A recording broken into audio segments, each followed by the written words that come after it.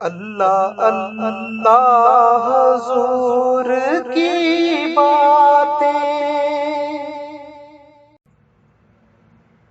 اعوذ باللہ من الشیطان الرجیم، بسم اللہ الرحمن الرحیم۔ السلام علیکم۔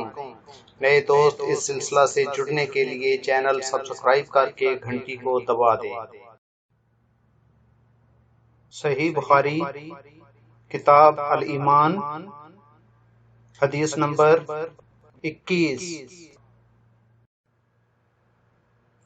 اس حدیث کو ہم سے سلمان بن حرب نے بیان کیا، ان سے شعبہ نے، وہ قتادہ سے روایت کرتے ہیں، وہ حضرت انس رضی اللہ عنہ سے، اور وہ نبی کریم صلی اللہ علیہ وسلم سے نقل کرتے ہیں کہ آپ صلی اللہ علیہ وسلم نے فرمایا، جس شخص میں یہ 3 باتیں ہوں گی وہ ایمان کا مزہ پا لے گا۔